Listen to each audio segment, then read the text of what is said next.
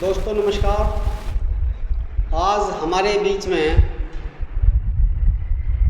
कई दिग्गज व्यक्ति मौजूद हैं।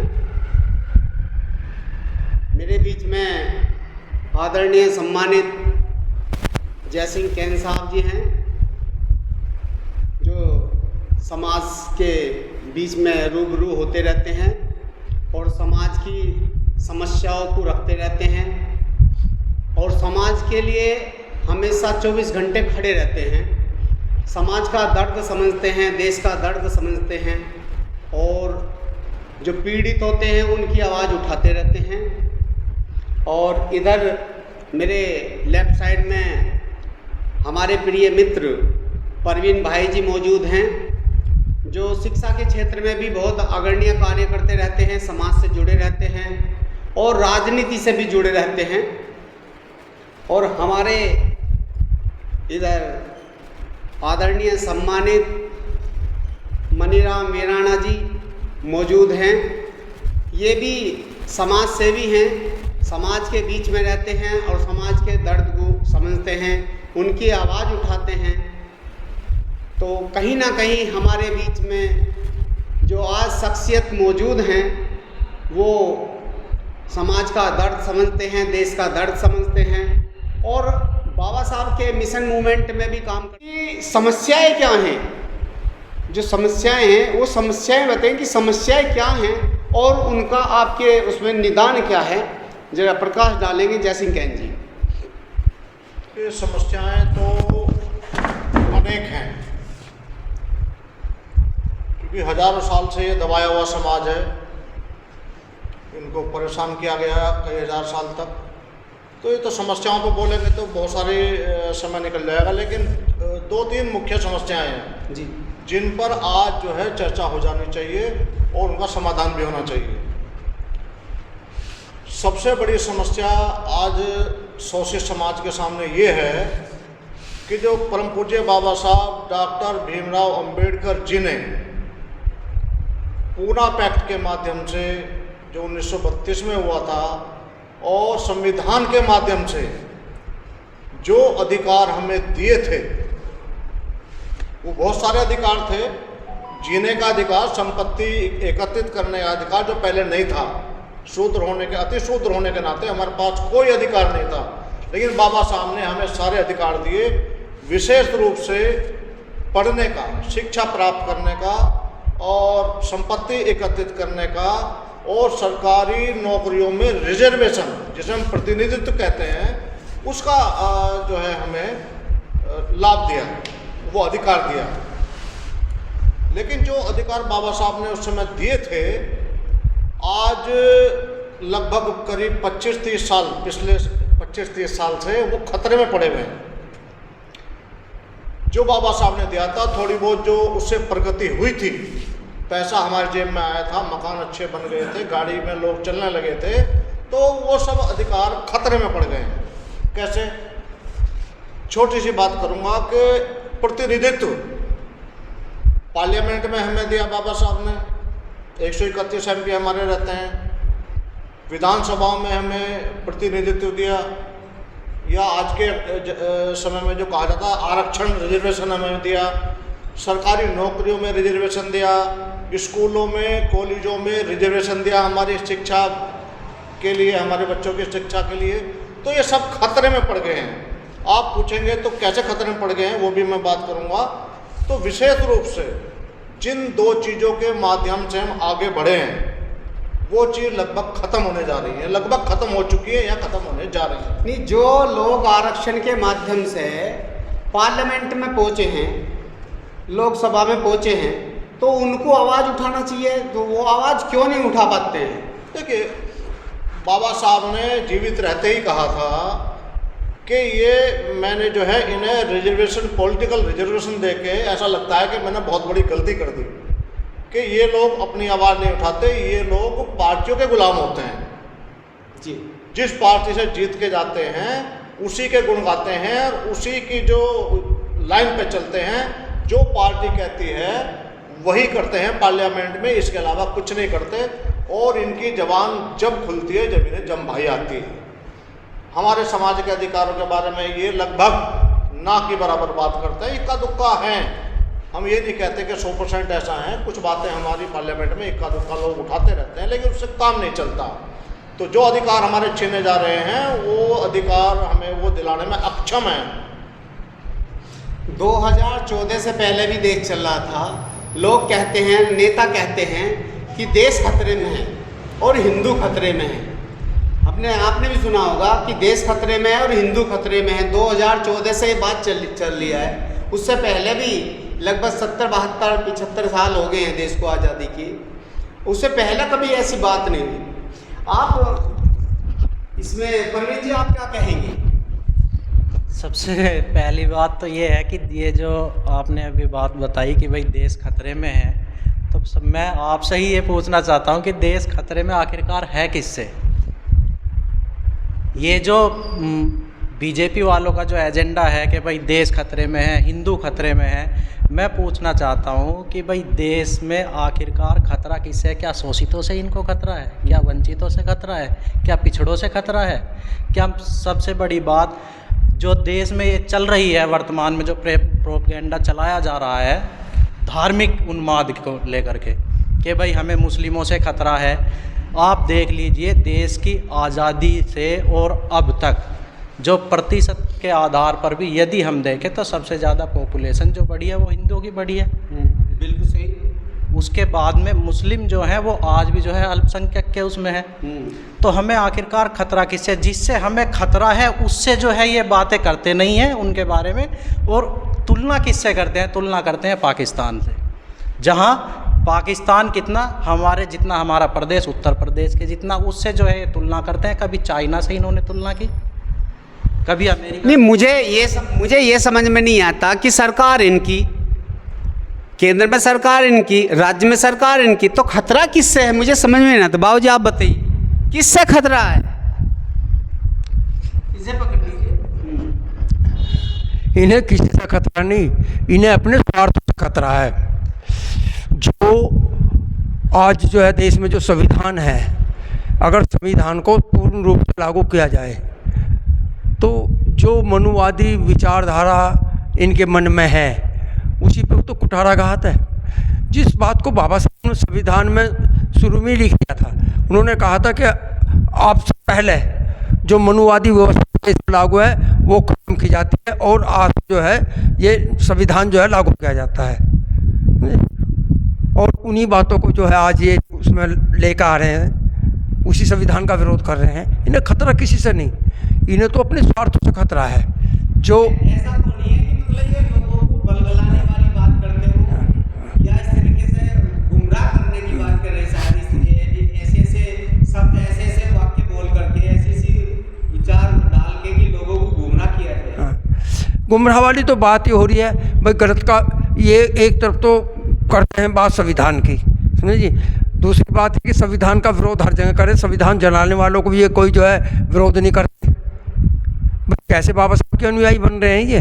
अगर ये बाहर विदेशों में जाते हैं तो बात करते हैं तथागत गौतम बुद्ध की, और जब देश में आते हैं तो तथागत गौतम बुद्ध के विचारों का ही विरोध करते हैं ये लोग, समझे। वही जानना चाहता था कि सत्ता इनकी, पावर इनकी, सरकार इनकी, फिर भी मतलब ये बोल रहे हैं कि मतलब यह है हिंदू खतरे में है, राष्ट्र खतरे में है।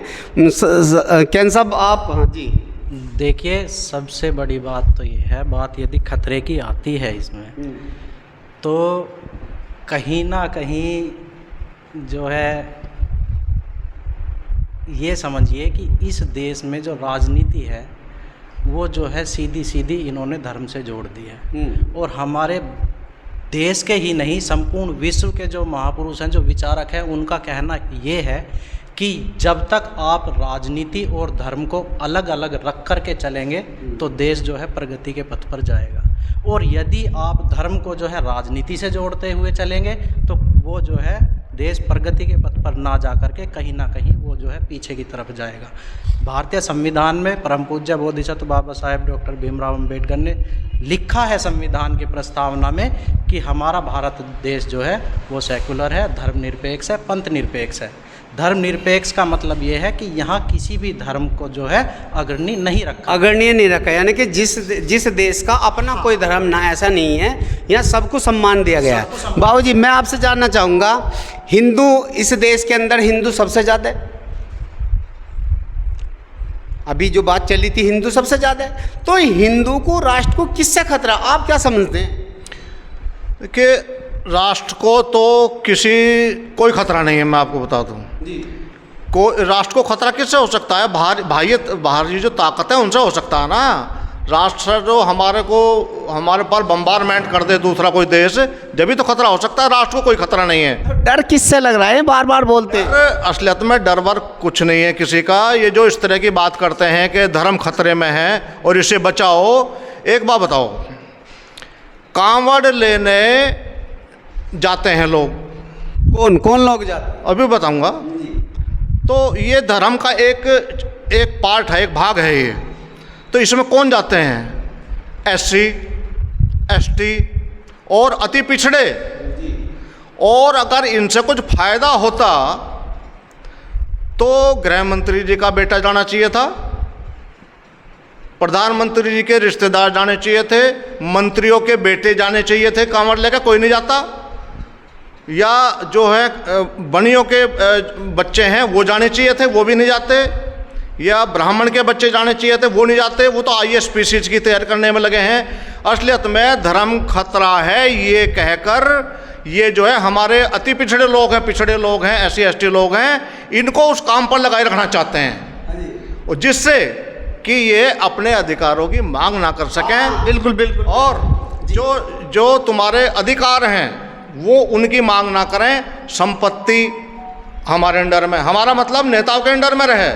जो अपर कास्ट, तथाकथित अपर कास्ट के लोग हैं, भाई सब कुछ हम देख लेंगे, संपत्ति भी हम देख लेंगे, कॉलेज भी हम देख लेंगे, राजनीति भी हम देख लेंगे, प्रधानमंत्री भी अपना बना लेंगे, तुम धर्म की रक्षा में लगे रहो। कितनी बेहतरीन बात इन्होंने रखी है कि उनको खतरा इस चीज़ से है, कहीं ये लोग जागरूक ना हो जाएं, कहीं अपने अधिकारों के प्रति वो सजग ना हो जाएं। मुझे बिल्कुल बढ़िया बात कही गई साहब ने कि वो अपने अधिकारों को उन्हें लगाना चाहते हैं, वहीं लगे रहना चाहते हैं, ताकि ये अंधविश्वास पाखंड में रहें तो उनकी रोटियां बहुत आराम से सिकती रहें। बिल्कुल बहुत बढ़िया बात आपने कही है। और मैं मानता हूं कि जैसे यहाँ कई ऐसे मुद्दे डाल रखे हैं इस सरकार ने कि कहते हैं कि भाई अंग्रेजी मत पढ़ाओ, इंग्लिश मत पढ़ाओ, हिंदी पढ़ाओ।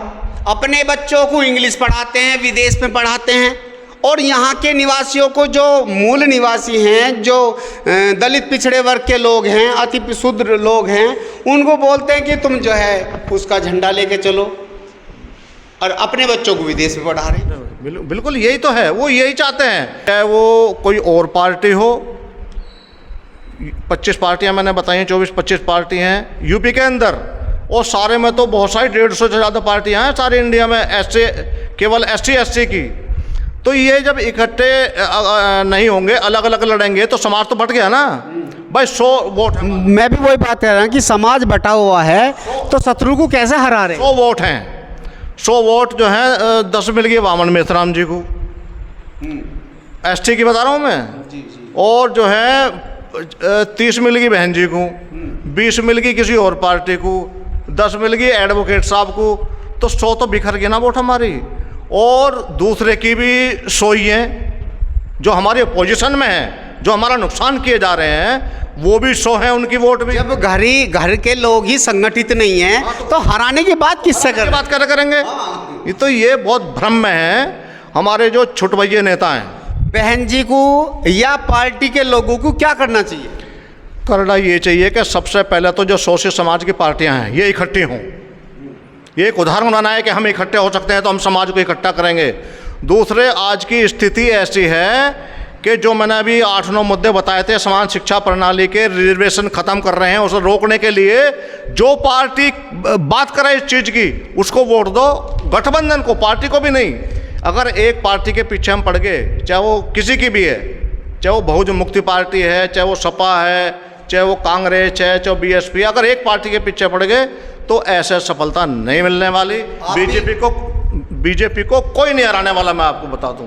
अगर अलग अलग लड़े तो, अगर गठबंधन में एक के खिलाफ एक खड़ा होता है तो आप बीजेपी को या एनडीए को हरा सकते हैं, और अगर एक के खिलाफ 10 खड़े होते हैं तो बीजेपी 100 साल राज करेगी। परवीन जी, मतलब देश को क्या मैसेज देना चाहते हैं, या अपने उन लोगों को जो संविधान के पक्ष में होते हैं, संविधान लागू कराना चाहते हैं इस देश में पूर्ण रूप से, तो उन्हें क्या करना चाहिए? अंतिम सवाल आप लोगों से किया जा रहा है। मैं तो यही कहना चाहूँगा, देखिए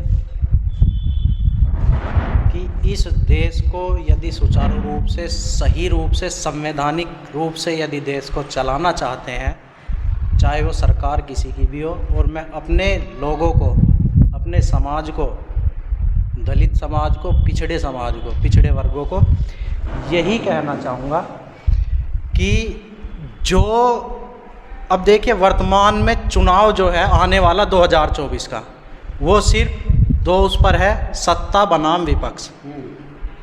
सत्ता बनाम विपक्ष वो इसलिए है क्योंकि वर्तमान में हमारे देश में धर्म का मुद्दा ये जो है सत्ताधारी पार्टी ने हावी किया हुआ है, और इनके इस मुद्दे के इतर विपक्ष या जो भी पार्टी रोजगार की बात करे, स्वास्थ्य की बात करे, शिक्षा की बात करे, सुरक्षा की बात करें, शिक्षा की बात करे, स्वच्छता की बात करे, इन मुद्दों को लेकर के जो पार्टी आगे बढ़ेगी, मेरा सीधा सीधा मानना यही है कि सपोर्ट उसको किया जाए। बेहतरीन, बहुत बेहतरीन। आपने कहा कि 2024 में प्रधानमंत्री कौन बनेगा, देखो वो तो अभी भविष्य के गर्भ में है कि कौन बनता है या बनता रहे कोई भी, लेकिन हमें एकजुट हो।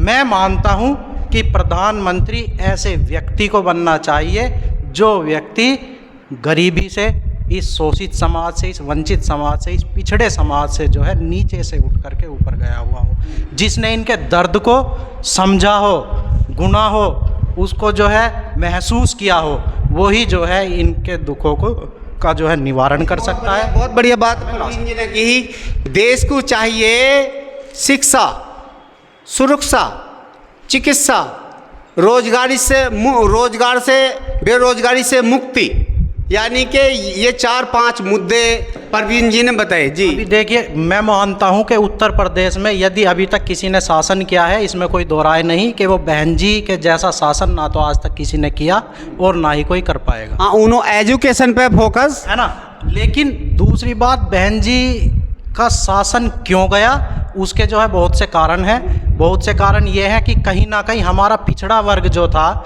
या जो सत्ताधारी लोग हैं जो पावर में है, जिन जो धन से और गन से जो बाहुबली लोग हैं, उन्होंने ये एक दुष्प्रचार किया कि भाई इन्होंने जो है हाथी खड़े कर दिए, इन्होंने पार्क खड़े कर दिए। मैं ये मानता हूँ कि वो कहीं ना कहीं एक अच्छा कार्य जो है बहन जी के द्वारा किया गया था। इतना इसलिए किया गया क्योंकि देखिए, टोटल बहन जी ने समस्त उत्तर प्रदेश में जितने भी पार्क और उपवन बनाए, उनमें कितना खर्च किया?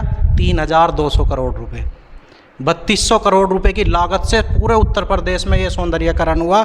और आज यही सत्ताधारी पार्टी के लोग बता देते जो विरोध करते थे, बहन जी का जो विरोध कर रहे थे, उन्होंने ही अब कितना खर्च किया। हाँ, मैं वही तो आपको बता रहा हूँ कि कितनी इनकम अब उन पार्कों उपवनों से हो रही है ना। उनमें सरकारी नौकरियों के थ्रू जो है उनमें कर्मचारी लगाए गए, है ना। और दूसरी बात, जो लोग ये कहते थे कि भाई पत्थर लगा दिए उन्होंने, अरे उन्होंने अपनी जाति के पत्थर नहीं लगाए, उन्होंने दलित जाति के महापुरुषों को, पिछड़ी जाति के महापुरुषों को, और जिन भी महापुरुषों ने हमारे देश को प्रगति के पथ पर ले जाने का कार्य किया, उन सभी महापुरुषों की तस्वीरें, उन जो शिक्षा से जुड़े रहे, जिन्होंने समाज में जाकर काम किया। और दूसरी बात, ये जो प्रोपगेंडा फैलाया गया कि भाई 3200 करोड़ रुपए में जो है ये बेफालतू का जो खर्च कर दिया, क्या सत्ताधारी पार्टी ने गुजरात में मात्र एक मूर्ति खर्च करने में जो है कितना 3600 करोड़ का खर्च किया, 3600 करोड़ का। मध्य प्रदेश में जो है वे अभी देवी देवताओं की जो है मूर्तियां लगाई गई, जो उसे वो खर्च नहीं मान रहे। कई हजार करोड़ का खर्च किया गया और वे मूर्तियां एक आंधी को नहीं झेल पाई, है ना। वे मूर्तियां जो है अभी पिछले जो तूफान आया था उसमें जो है वे गिर करके टूट गई। उन पर कोई उंगली नहीं उठाएगा, लेकिन जो पार्टी महापुरुषों के विचारों को आगे ले जाने का काम करेगी, दलित, शोषित, वंचित, पिछड़े वर्गों के उत्थान के लिए कार्य करेगी, ये उनको जो है पीछे करने का काम करेंगे और धर्म को हमेशा आगे लाएंगे, ताकि जो है इस देश में धर्म का मुद्दा हमेशा हावी रहे और कोई भी व्यक्ति रोजगार की बात ना करे, शिक्षा की बात ना करे, स्वच्छता की बात ना करे, चिकित्सा की बात ना करे। मैं पूछना चाहता हूं कि गांव-गांव में कितने इन्होंने जो है प्राथमिक जो है चिकित्सा केंद्र खुलवाए, कितनी जो है चिकित्सा के अंतर्गत इन्होंने नौकरियां दी, कितने जो है इन्होंने यूनिवर्सिटीज़ बनाई, कितनी हायर एजुकेशन। और देखिए, आप कुछ मत कीजिए, एजुकेशन को इक्वल कीजिए, एजुकेशन को फ्री ऑफ कॉस्ट कीजिए, है ना, और चिकित्सा को भी फ्री, चिकित्सा को फ्री ऑफ कॉस्ट कीजिए। ये कोई मुद्दा नहीं है कि भाई हमने जो है भाई वहाँ जो है हम राम मंदिर बना रहे हैं, या हम जो है वहाँ मंदिर बना रहे हैं, या हम ये काम कर रहे हैं। मंदिरों से, मस्जिदों से, गुरुद्वारों से चलिए सीधा भला नहीं होने वाला हो। सीधा अभी एक सवाल और, मैं हमारे आदरणीय मनीराम मीराणा जी हमारे बीच में मौजूद है, मैं उनसे सीधा एक लास्ट सवाल करना चाहता हूँ। करो या मरो की स्थिति है, करो या मरो की स्थिति है। अब मुझे आप 50 सेकंड में बताएंगे कि क्या करना चाहिए। 50 सेकंड। करो मरो का मतलब करो या मरो की स्थिति है। अब 2024 में हमारे आगे चुनाव है, करो मरो की स्थिति है, तो क्या करना चाहिए समाज? भाई मैं तो ये कहना चाहूँगा 2007 में जो है जो इन दलितों की सरकार बनी थी, उसमें भी एक ही कारण था कि ये दलित समाज जो था, ये पिछड़ी समाज जो था, ये ओबीसी जो था, ये एक हो गया था। इसलिए 2007 में जो है बहन जी की सरकार आई थी। और मैं आप यही निवेदन करता हूँ कि भाई आप जो है नेता को किसी को भी बनाओ, लेकिन जिस आदमी ने काम कर दिया, जिसे व्रत लिया, देख लिया, जिस डॉक्टर की दवा खाकर तुम्हें आराम हो गया, फिर क्या परेशानी हो रही है। मैं तो सबसे फिर यही कहता हूँ कि एकजुट होकर जिन लोगों ने हमारा भला करा, जिन्होंने रास्ते की कीचड़ को जो ख़त्म कर दिया, जिन्होंने हमारी बौद्धिक विचारों को आगे बढ़ाया, जिन्होंने शिक्षा का, बिजली की बात कर रहे हो, बिजली घर, ये मैं ये बताता हूँ कि जो बहन जी ने जो योजना बनाई थी, आगे चलकर उन पर क्या हुआ। भाई आपका जर्मन में एक बाल बनाया सोने का, उनके वो जो वैज्ञानिक थे, उन्होंने कहा भाई यार ये जापान वाले बहुत वैज्ञानिक बने, उन्होंने जो वो बाल वहाँ भेज दिया। उन्होंने कहा भाई अपनी तकनीक दिखाओ, जापान वालों ने उसमें छेद कर दिया। उसके बाद में वो कहने लगे यार ये इंडिया वाले भी जो बहुत वो करते हैं, भारत वाले भी कि भाई हमारे यहाँ बहुत वैज्ञानिक है। उन्होंने कहा भाई तुम भी इसमें अपनी तकनीक दिखाओ। तो पता इंडिया ने क्या किया, इंडिया वालों ने उस पर मेड इन इंडिया की मोहर लगा दी।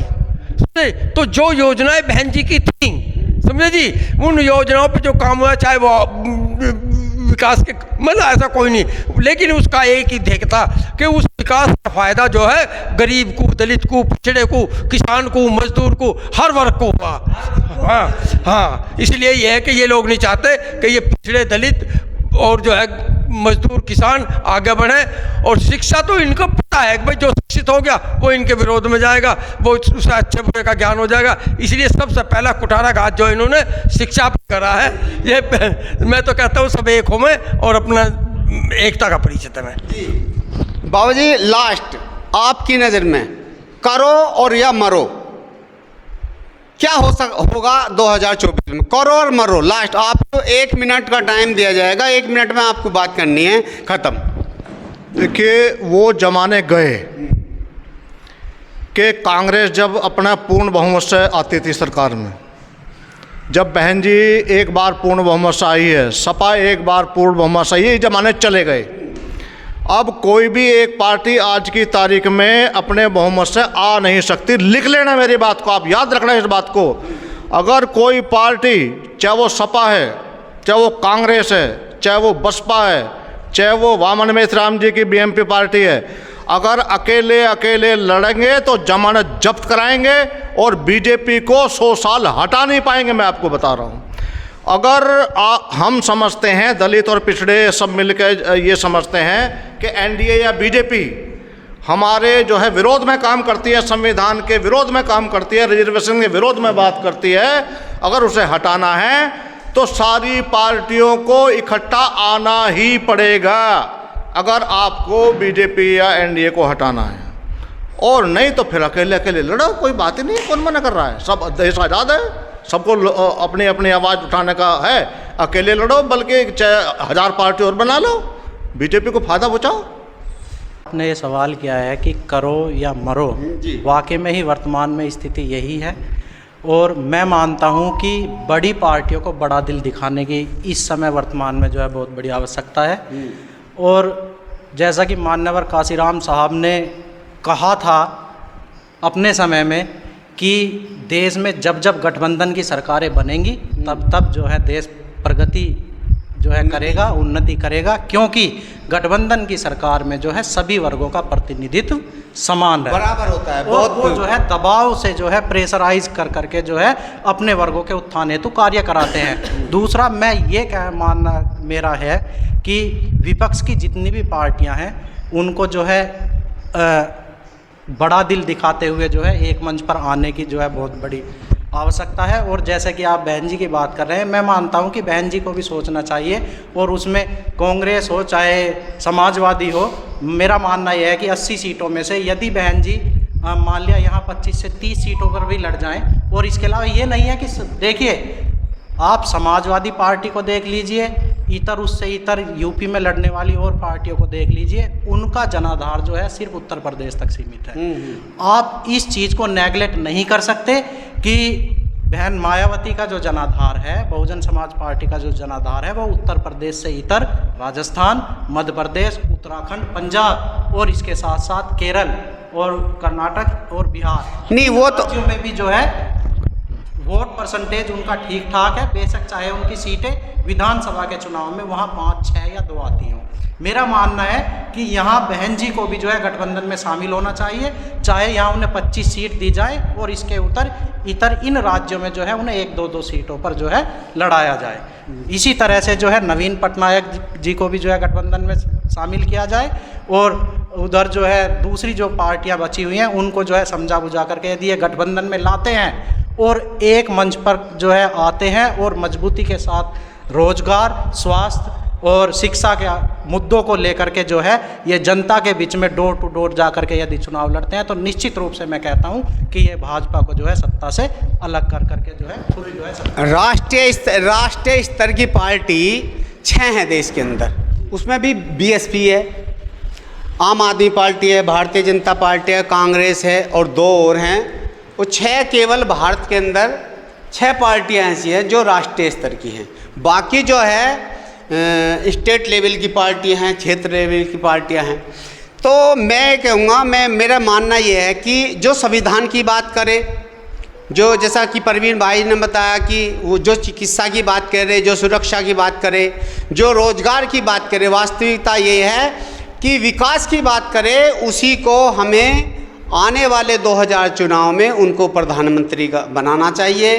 वो किसी भी दल का हो, किसी भी वर्ग का हो, किसी भी धर्म का हो, किसी भी जाति का हो, इससे कोई मतलब नहीं है जी। अभी प्रवीण भाई ने जो है बहुत बड़ी बात कही, मुझे इस बीच में जो है एक याद आ गया। राजनीतिक चर्चा में वैसे भाग में कम लेता हूँ, क्योंकि राजनीतिक चर्चा से समाज थोड़ा सा मतलब ये गलत विचारधारा बना लेता है। देखिए, राजनीति भी तो हमारा एक पिलर है। राजनीति भी एक इम्पोर्टेंट फैक्टर है, क्योंकि सत्ता की चाबी वो है, सारे ताले खुलते हैं। देखिए, बहन जी अगर गठबंधन में शामिल होती हैं तो होगा क्या, तो कम से कम सारे इंडिया में 30-40 सीट तो ले ही आएंगी, और फिर जो विपक्षी गठबंधन होगा उसमें जो है बहन जी की महत्वपूर्ण भूमिका होगी। यानी कि चलो प्रधानमंत्री ना भी बने तो गृह मंत्री बन जाएंगी, और हमेशा डंडा रहेगा, कुछ ना कुछ बड़ी भूमिका उनकी रहेगी। मंत्री रहेंगे 10-5, तो अपने समाज के काम होंगे, और मतलब अपने इशारे पर बहन जी नचाएंगी इंडिया का जितने गठबंधन है। में बताए। और जब भी देखा कि मतलब ये गलत चल रहे हैं, समर्थन वापस ले लो, गवर्नमेंट गिरा दो, तो पावर तो तुम्हारे हाथ में रहेगी। और अगर अकेली लड़ी, मैं आज बिल्कुल बेबाक बात कर रहा हूँ, बिल्कुल करो, एक भी सीट ना आई तो उसका फायदा जो हम घर के रहे ना घाट के रहे, जो हमारे घोर विरोधी हैं वो फिर सत्ता में आ गए, फिर हमारा नुकसान करेंगे समाज का। तो राजनीति ऐसी होनी चाहिए जो समाज को फायदा हो, अपने आप को नहीं। हमें चाहे गोली मारनी पड़े अपने आप को सड़कों पर निकलने में, चाहे हमें गोली लग जाए, कोई बात नहीं है, लेकिन समाज हित की बात होनी चाहिए, अपने हित की कभी भी बात नहीं होनी चाहिए। और सड़कों पे हम अगर राजनीतिक लोग सड़कों पे नहीं आते या ये अपना जो है काम ठीक से नहीं निभाते, फिर समाज जो है अपना रास्ता अलग चुनेगा। बहुत कहीं ना कहीं की वीडियो आपको दिखाते रहेंगे, लोगों से संपर्क कराते रहेंगे, लोगों के विचार आप तक पहुंचाते रहेंगे। आप हमें कमेंट के माध्यम से ये बताएंगे कि किस व्यक्ति के विचार बहुत अच्छे हैं और पार्टी को क्या करना चाहिए, कौन सी पार्टी को गठबंधन में जाना चाहिए या हमें अपने आप ही चुनाव लड़ना चाहिए, क्या स्थिति है, क्या परिस्थिति है, इस बात से हमें आप अवगत कराते रहेंगे। इसी के साथ जय भीम, नमो बुद्धाय, जय भारत।